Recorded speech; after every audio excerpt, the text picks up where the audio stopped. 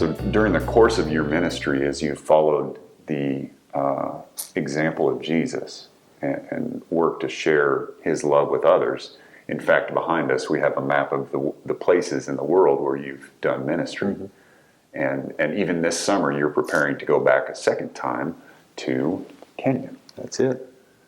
Tell me about the experience, even for you recently, at this point in your ministry, to go to a place like Kenya and just feel that calling to be there and to help. Yeah, absolutely. I have a passion.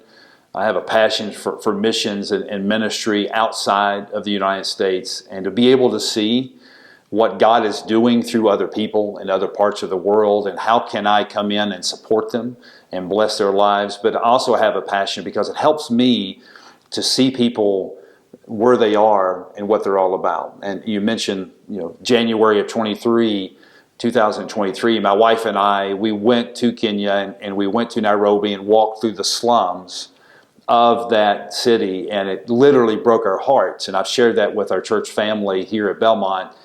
But it just transforms me to say, so there's 200,000 people here, and surely I can't help all 200,000, but what could I do for one of them or two of them? And then I think to myself, if Jesus were walking through these slums, what would be his reaction? And one of my favorite words about the ministry of Jesus is when the writers would say he had compassion on them. Mm-hmm. And the word compassion means I feel sorry for you and I want to help.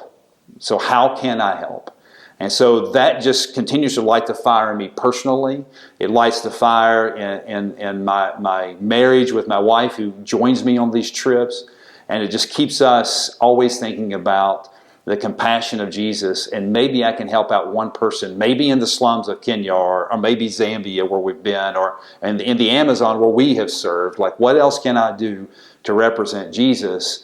Because I'm not one of the original 12 disciples. I'm not Peter, and I'm not John, and I'm not James, but I am a disciple living in this day and age, and I want to follow him, and I want to be more like him. And I'm hoping that when people look at my life, that I'm different and I'm unexpected in such a way that they see the light of Jesus shining through me, and I can point them to him and to my Father, and to be able to bless their lives with where he has blessed me, and then also let them understand how they too can join in on this journey of faith. Mm-hmm. Well, Beaver, thank you for this book, The Unexpected Savior. Thank you for bringing it to people and for reflecting Jesus back to them. Hey, I thank you very much, and I want to take the time right now to thank you, Jesse, for helping me put it together.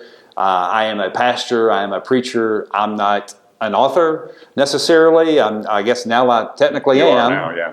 But I'm not an editor. I'm not sure how you form the chapters and form the thought process of putting it together in the way that we have. And I appreciate your work on that. And it's just been a joy working with you. And I just want to be able to share the message of how Jesus is leading in my life and can lead in your life as well.